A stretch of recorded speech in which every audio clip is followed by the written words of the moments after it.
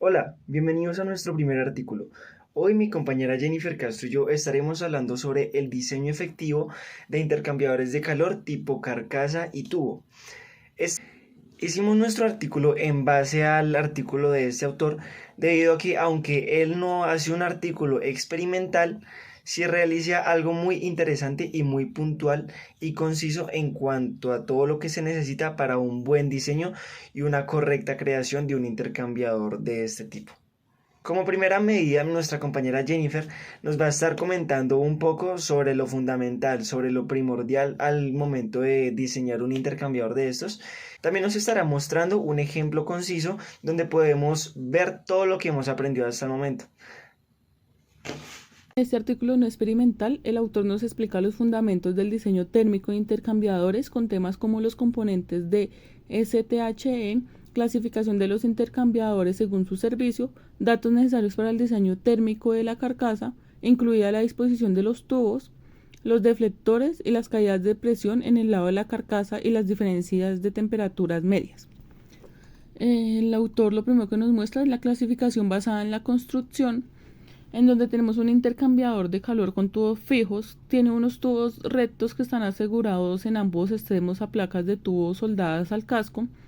La construcción puede tener cubiertas de canales removibles, cubiertas de canal tipo tapa o placas de tubos integrales. La principal ventaja de este tipo de tubos es que tiene una construcción bastante simple y un costo bajo. Ahora es cierto que un intercambiador de calor con cubierta de canal o tapa reduce las fugas del fluido del lado del casco al no tener juntas bridadas. Pero esto trae una enorme desventaja, y es que de esta manera no se pueden limpiar mecánicamente los tubos externos, ya que están fijos al casco. Los otros intercambiadores son de tubos fijos. Estos tienen cierta limitación de no poder limpiar mecánicamente el exterior de los tubos, lo que restringe su aplicación a servicios de limpieza en el lado de la carcasa. Sin embargo, se puede aplicar un programa de limpieza química bastante satisfactorio. Este diseño puede ser seleccionado para servicios donde se acumula la suciedad al lado de la carcasa. También tenemos un intercambiador de tubos en U. Permite la expansión y la contracción del paquete de tubos debido a que un extremo está libre. Sin embargo, la limpieza efectiva del interior de los tubos es difícil debido a los codos en forma de U, como lo vemos en esta imagen. El siguiente que tenemos es el intercambiador de cabeza flotante, el cual es bastante versátil y permite la limpieza tanto del interior como el exterior de los tubos. Es adecuado para servicios con fluidos sucios en ambos lados y es común en industrias como la refinación del petróleo, y existen diferentes diseños como el Temas S y el Temas T, con diferentes métodos de desmontaje para el mantenimiento. Por último, los intercambiadores de calor de cabeza flotante, tenemos el Tema T. Este tipo de intercambiador tiene cierta peculiaridad de que puede ser de muy fácil mantenimiento, pues todo el conjunto de tubos, incluyendo el ensamble de la cabeza flotante, puede ser retirado desde el extremo estacionario, ya que el diámetro del casco es mayor que el collar de la cabeza flotante. También tenemos una clasificación basada en el servicio, en donde el autor nos expone las diferentes formas de servicio que tienen nuestros intercambiadores, como puede ser monofásico o bifásico, de tipo de condensación, vaporización, enfriador, calentador, condensador o rehervidor. El autor nos indica también que a la hora de diseñar un intercambiador es importante, antes de empezar a diseñar, contar con los datos cruciales que garantizan el éxito de nuestro diseño.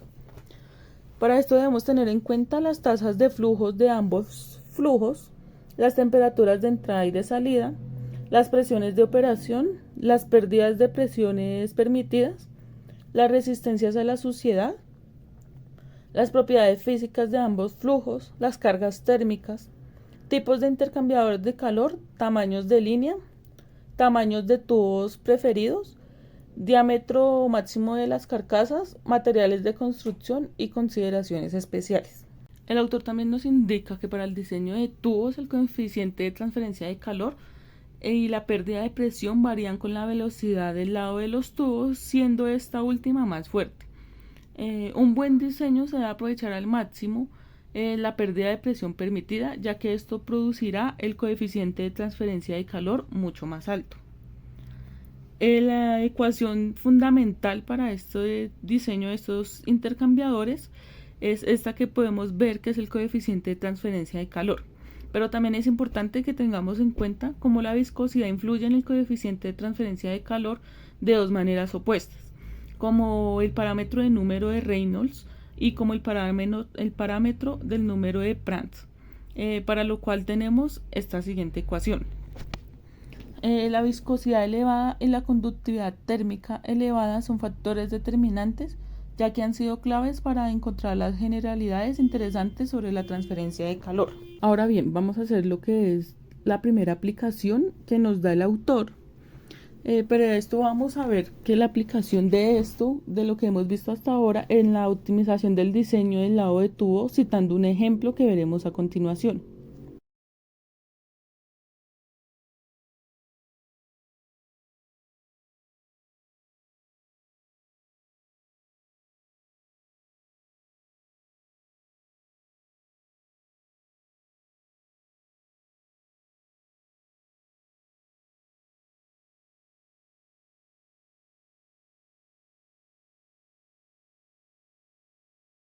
Se considera el servicio del intercambiador de calor especificado en la tabla 1 que podemos estar observando. Se puede emplear un intercambiador de tipo AES de tema. Los tubos deberían tener un diámetro de 25 milímetros a 20 milímetros con un grosor de 2 milímetros y una longitud de 9 metros. Se produce el primer diseño utilizando tubos de 25 milímetros de diámetro exterior y 9 metros de longitud. Se genera la tabla número 2 y aquí podemos observar que la caída de presión del lado de los tubos fue de solo 0.17 kilogramos sobre centímetros cuadrados, aunque lo permitido sería de 0.7. Además, la resistencia de calor del lado de los tubos fue de 27.71% del total, lo que significa que se utilizaba mejor la caída de presión permitida en el área de transferencia de calor. Sin embargo, cuando se aumentó el número de pasos del tubo de 2 a 4, manteniendo siempre el diámetro de la carcasa igual, disminuyendo el número de tubos de 500 a 480 debido a los carriles adicionales en partición de paso, la caída de presión del lado de los tubos aumentó 1.06 kilogramos sobre segundo sobre centímetros cuadrados, lo cual fue inaceptable, según el autor, dado que el exceso del diseño de la configuración de 4 pasos fue de 28.1%. El autor lo que hizo fue reducir la caída de presión del lado de los tubos, disminuyendo la longitud de los tubos. Cuando la longitud del tubo se redujo 7.5 metros, el exceso del diseño fue de 5.72%, pero la caída de presión del lado de los tubos fue de 0.91 kilogramos sobre centímetros cuadrados, lo cual aún era más alto de lo permitido. A continuación, el autor intentó un diseño con tubos de 20 milímetros de diámetro de exterior y el diámetro de la carcasa y la superficie de transferencia de calor se disminuyeron considerablemente de 925 a 780 milímetros y de 343 a 300 metros cuadrados respectivamente.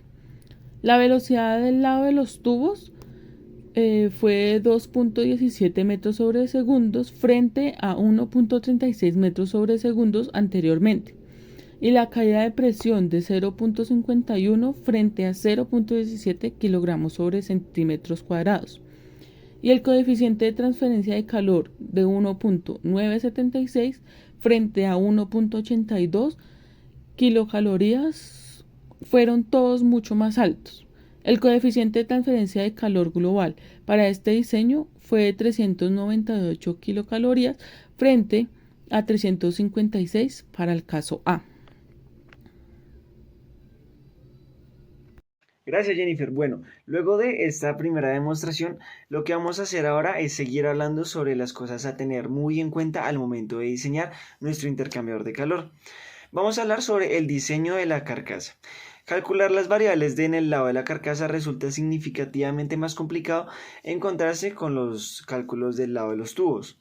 Esto se ve principalmente, nos explica el autor, a la existencia de múltiples flujos, entre ellos un flujo principal de corriente transversal y 4 flujos de fuga o bypass. La complejidad se incrementa debido a la diversidad de configuraciones de flujo en el lado de la carcasa, así como a los distintos patrones de disposición de tubos y diseños para distribución de deflectores, los cuales interactúan para determinar el análisis del flujo en este sector del intercambiador de calor. Bueno, llegamos a la parte de la configuración del caparazón. Esta sección nos pareció sumamente importante a Jennifer y a mí, ya que el autor aquí empieza a tomar en cuenta los diferentes tipos de intercambiadores que vemos en el tema. Recuerden que el tema, yo sé que no lo habíamos mencionado antes, pero Tubular Exchangers Manufacturers Association, o sea, Asociación de Manufactura de Intercambiadores Tubular. Si mi inglés no falla, es eso. Bueno, acá el tema ya presenta una variedad de diseño, como les comentaba, de carcasa, que se clasifican según el patrón de flujo del fluido a través del intercambiador de calor. Por ejemplo, estos diseños incluyen los tipos E, F, G, H, J, K y X. Por ejemplo, en una carcasa de paso único de tema E, el fluido entra por un extremo y sale por el otro, siendo este el sistema más común. Por otro lado, en una carcasa de 2 pasos, tema F, el fluido atraviesa la carcasa en 2 etapas, separadas por un bafle longitudinal. La carcasa tema J divide el fluido en 2 corrientes que luego se combinan. Además, la carcasa tema G especifica para rehervidores horizontales. Divide el flujo en 2, mientras que la carcasa tema X y tema K representan configuraciones especiales de flujo cruzado, con la X utilizada para considerar o enfriar vapores a baja presión y la K destinada a rehervidores tipo caldera con un espacio de desenganche de vapor. Bueno, la parte de diseño del tubo tampoco podemos olvidarla. En esta parte nos encontramos, bueno, el autor nos cuenta que hay 4 disposiciones de tubos: triangular de 30 grados, triangular rotado de 60 grados, cuadrado de 90 grados y un cuadrado rotado de 45 grados. Eso lo vamos a estar viendo aquí. Bueno, en la parte del paso del tubo, la separación entre tubos contiguos se establece como la distancia más reducida entre ellos. En un patrón triangular, el tema prescribe que esta separación debe ser al menos de 1.25 veces el diámetro externo del tubo. Por ejemplo, para tubos con un diámetro externo de 20 milímetros se emplea una separación de 25 milímetros.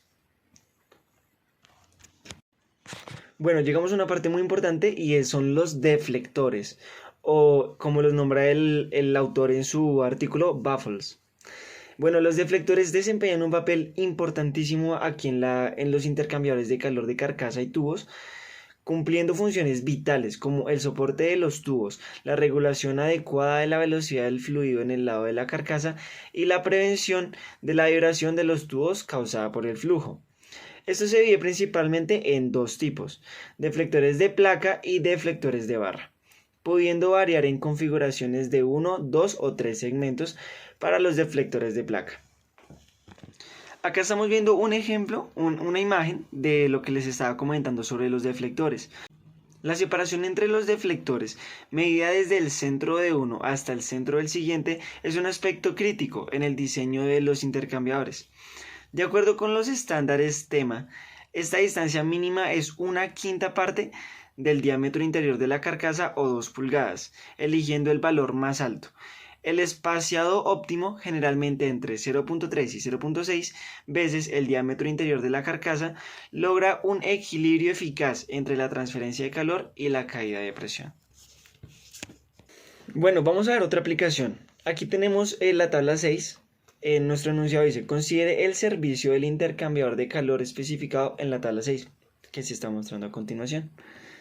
Dado que hay dos variables independientes, el espaciado de los deflectores y el corte de los deflectores, primero mantendremos constante el corte de los deflectores en un 25% y variaremos el espaciado de los deflectores.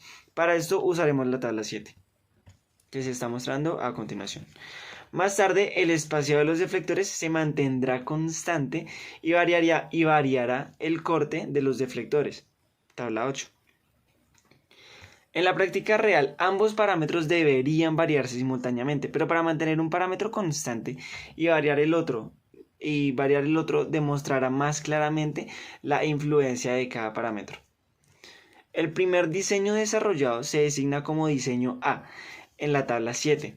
Aquí el corte de los deflectores es del 25% y el espaciado de los deflectores es de 300 milímetros.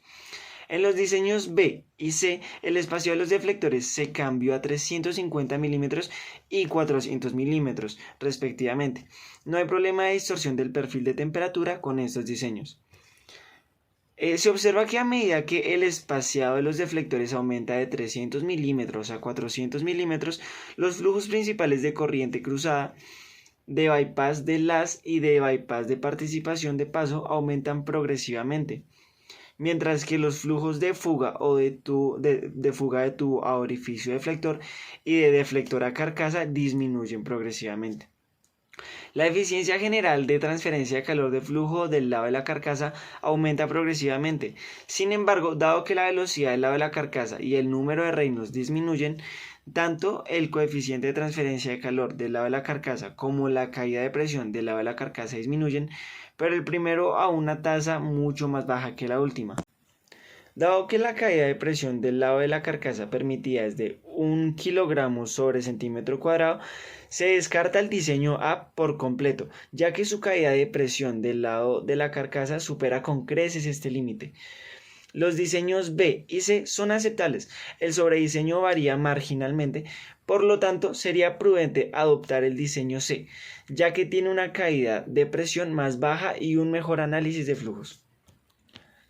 Ahora vamos a considerar el efecto de variar el corte de los deflectores mientras se mantienen constantes el espaciado de los deflectores en 400 milímetros, como se muestra en la tabla 8. A medida que el corte de los deflectores aumenta progresivamente del 25% del diseño D al 36% del diseño G, se observan los siguientes cambios. Primero, la fracción de flujo principal de corriente cruzada aumenta apreciablemente. Las fracciones de flujos de fuga de tubo a orificio de deflector, de deflector a carcasa y de bypass a participación de paso disminuyen constantemente. La fracción del flujo de bypass de las permanece estable. La eficiencia general de transferencia de calor del flujo del lado de la carcasa primero disminuye y luego aumenta.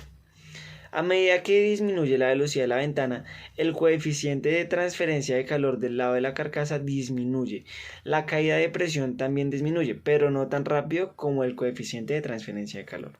Estas observaciones se reflejan en los valores de sobrediseño. El diseño E parece ser la mejor opción, ya que el diseño D no puede ser aceptado debido a la excesiva caída de presión del lado de la carcasa.